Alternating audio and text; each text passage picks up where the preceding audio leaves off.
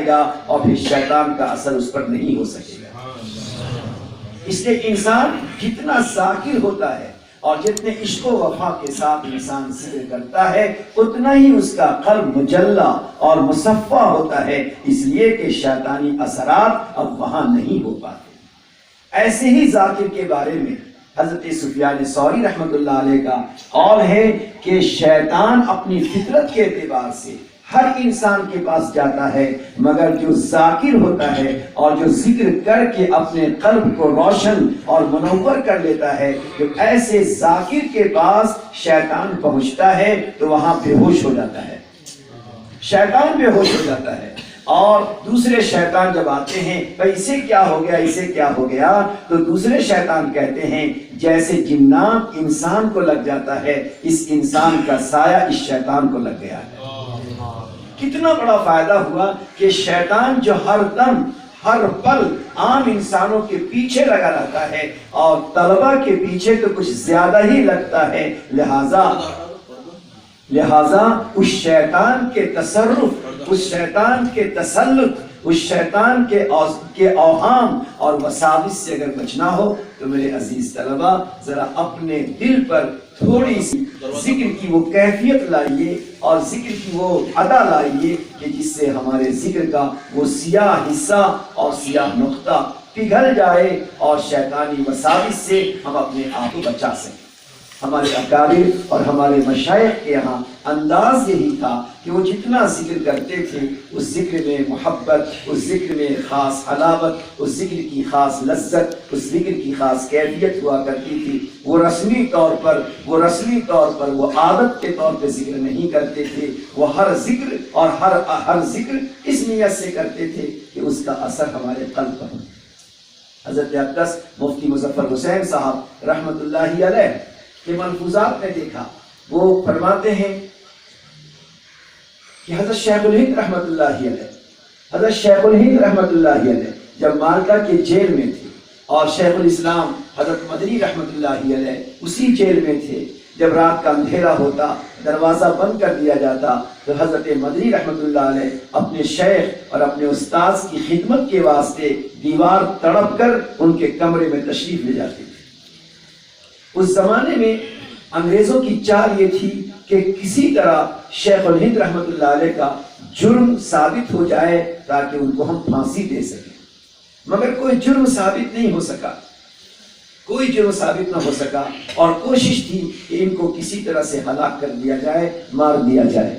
تو جیلر نے ایک تدبیر بتائی کہ ہم ایک زہریلا سانپ، ایک پرانا ایک زہریلا سانپ ہم پکڑ لیں گے اور رات کے اندھیرے میں ان کے کمرے میں ڈال دیں گے اور باہر سے بند کر دیں گے، تو رات کے کسی نہ کسی حصے میں وہ زہریلا سانپ اسے ڈسے گا اور یہ اسی زہریلے سانپ سے مر جائیں گے اور ہمیں بہانہ مل جائے گا کہ سانپ نے ڈسا ہے لہٰذا ہم نے ان کو نہیں مارا۔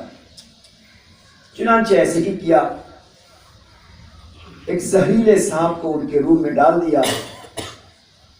رات کے اندھیرے میں حضرت مدنی رحمۃ اللہ علیہ جب دیوار تڑپ کر اندر گئے اور بیٹھے، ان کے سر کو دبانا چاہا، مالش کرنا چاہا، تو دیکھا کہ اسی کمرے کے کنارے ایک زہریلا سانپ کنڈلی مارے ہوئے بیٹھا ہوا ہے، اور رات میں اس کی وہ نیلگو آنکھیں، نیلی نیلی آنکھیں نظر آ رہی تھی۔ تو حضرت مدنی رحمۃ اللہ علیہ نے حضرت شیخ الہند رحمۃ اللہ علیہ سے فرمایا کہ حضرت یہ تو بڑا زہریلا سانپ نظر آتا ہے، اس کی آنکھیں بہت نیلی ہیں، بہت زہریلا کوئی سانپ بیٹھا ہوا ہے۔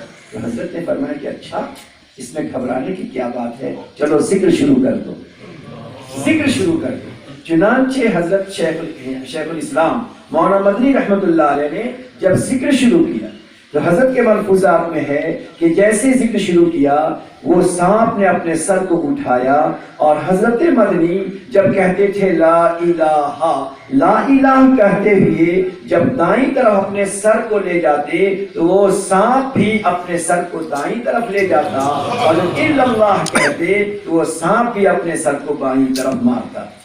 اللہ اکبر! ہمارے اکابر کے ذکر کی وہ تاثیر اور ذکر کا وہ خاص انداز کہ جس کا اثر ان کے قلبوں تک نہیں، اس کا اثر زہریلے سانپ تک بھی ہوتا ہے۔ اللہ اللہ ہمارے اکابر نے کیسا ذکر کیا ہے اور ہم لوگوں کا ذکر کیا ہے.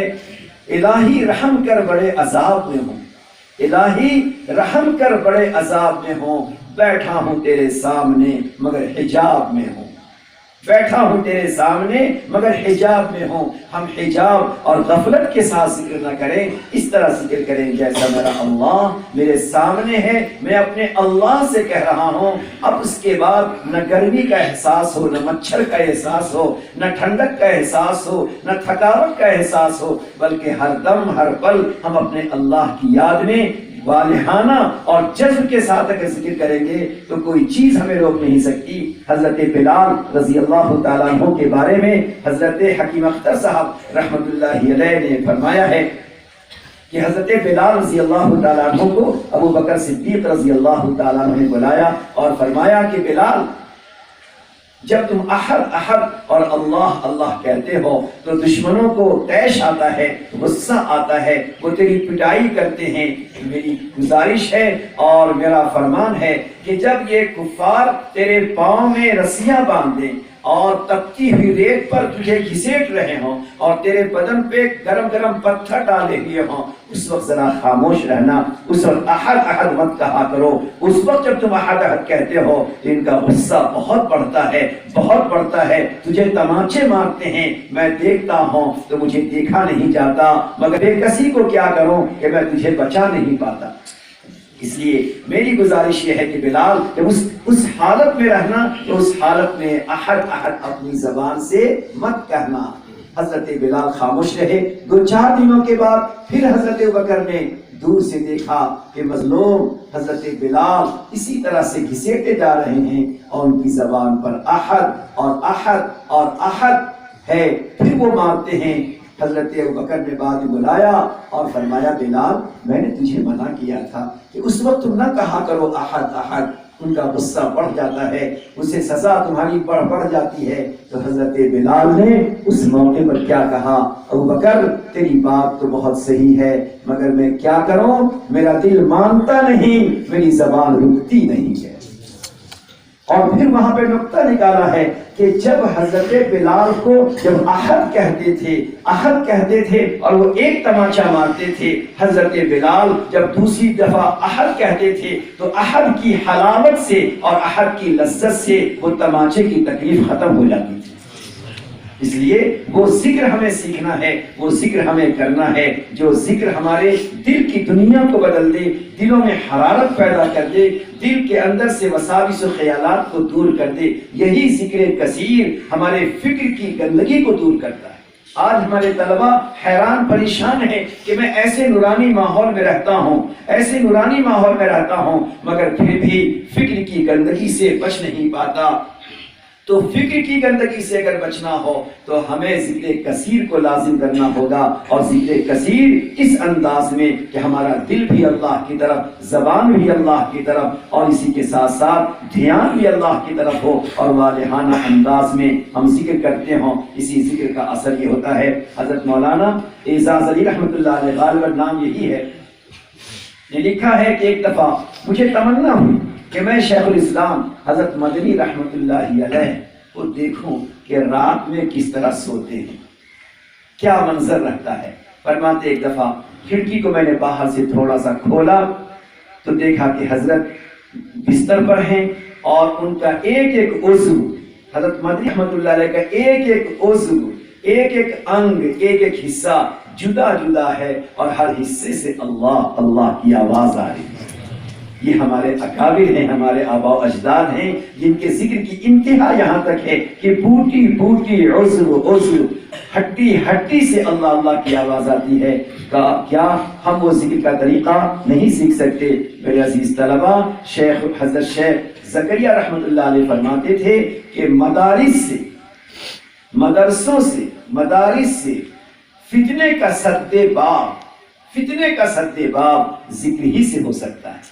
لہذا جس مدرسے میں ذکر کی مجلس لگتی ہو اور قائم ہوتی ہو، یہ بڑی بابرکت مجلس ہے۔ مدرسے بہت سارے فتنوں سے، ظاہری فتنوں سے، باطنی فتنوں سے وہ مدرسہ محفوظ ہو جاتا ہے۔ لہٰذا یہ ذکر ہمیں واضحانہ انداز میں کرنا ہے۔ اللہ رب العزت ہمیں اسی انداز میں ذکر کرنے کی توفیق عطا فرمائے۔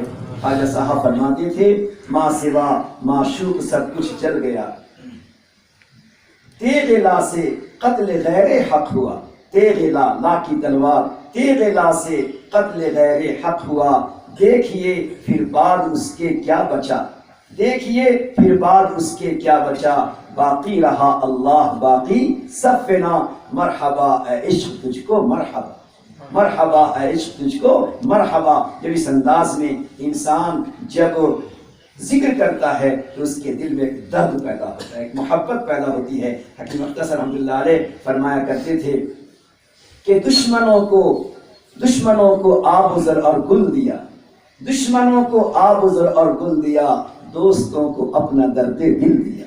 آپ تو اللہ کے دوست ہیں، آپ تو نبی کے دوست ہیں، دوستوں کو اپنا درد دل دیا۔ کسی نعمت کو لینے کے لیے برتن تو چاہیے، وہ برتن صاف ہونا چاہیے۔ اللہ نے ہمیں دل کا برتن عطا کیا ہے، ذکر کے ذریعے سے اپنے دلوں کو صاف کیجئے۔ تو دوستوں کو اپنا درد دل دیا، ان کو ساحل پر بھی طغیانی ملی، ان کو ساحل پر بھی طغیانی ملی، ان کو طغیانی میں بھی ساحل دیا۔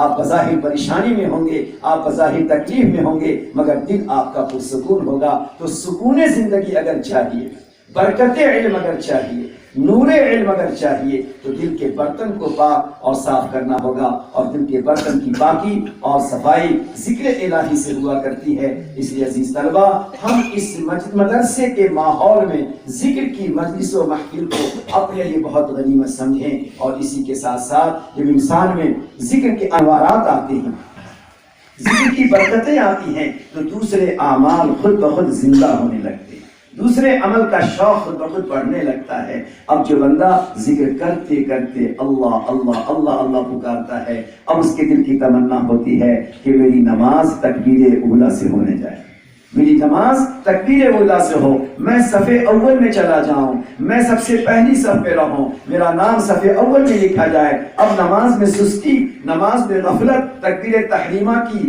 عظمت کا نہ ہونا، یہ سب ختم ہو جاتا ہے، اور پھر جتنا انسان ذکر کرتا رہتا ہے، اتنا ہی ذکر کرتے کرتے اللہ رب العزت اس کے دل کی کیفیت کو بناتے ہیں، عمل کا شوق، عمل کا جذبہ بڑھ جاتا ہے۔ پھر اس کے بعد ذکر کرتے کرتے انسان کے دل کی کیفیت کیا ہوتی ہے؟ آخری بات سن لیجیے، ہم تم ہی بس آگاہ ہیں اس ربط خفی سے، ہم تم ہی بس آگاہ ہیں اس ربط خفی سے، یعنی ذکر کرتے کرتے ایک ایسا خاموش تعلق اللہ کی ذات سے ہو جاتا ہے۔ ہم تم ہی بس آگاہ ہیں اس ربط خفی سے، معلوم کسی اور کو یہ راز نہیں ہے۔ یہ اللہ اور بندے کے درمیان ایک راز کا تعلق ہوتا ہے۔ ہم تم ہی بس آگاہ ہیں اس ربط خفی سے، معلوم کسی اور کو یہ راز نہیں ہے۔ محبت کی ادائیں جب بڑھتی ہیں تو محبوب اس کی نگاہ میں کیسا بنتا ہے؟ تم سا کوئی ہمدم کوئی دم ساز نہیں ہے، تم سا کوئی ہمدم کوئی دم ساز نہیں ہے، باتیں تو ہیں ہر دم مگر آواز نہیں ہے۔ وہ بندے خدا ہر دم اپنے دل میں اپنے اللہ، اپنے محبوب، اپنے معشوق کی یادوں میں مست رہتا ہے۔ وہ درختوں کو دیکھتا ہے، دیکھنے والے دیکھتے ہیں، اس کی آنکھ درخت کو دیکھ رہی ہے، مگر حقیقت یہ ہے کہ درخت کو دیکھتے ہوئے محبوب کے جلوے کا نظارہ کر رہا ہوتا ہے۔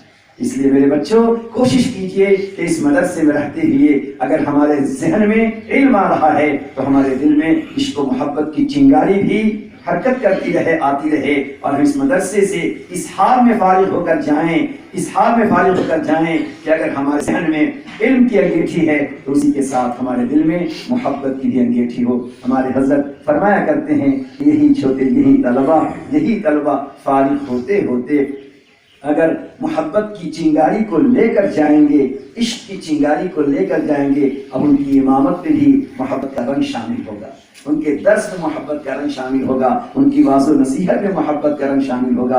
اس لیے ہمارے حضرت فرماتے ہیں کہ بھائی ان طلبہ کو بھی کچھ نہ کچھ ذکر سکھلا دینا چاہیے، بتلا دینا چاہیے، تاکہ محبت کے اس راہ میں، عشق کے اس راستے میں وہ بھی شریک ہو جائیں۔ اللہ رب العزت ہمیں آپ کو صالحانہ، عاشقانہ، جذب و کیفیت، حسن ادا کے ساتھ ذکر کرنے کی توفیق عطا فرمائے۔ اب اس کے بعد ہم تھوڑی دیر ذکر کریں گے، پہلے لا الہ الا اللہ، پھر اس کے بعد الا اللہ، پھر اس کے بعد اللہ اللہ، پھر اس کے بعد اللہ، یہ ذکر کریں گے۔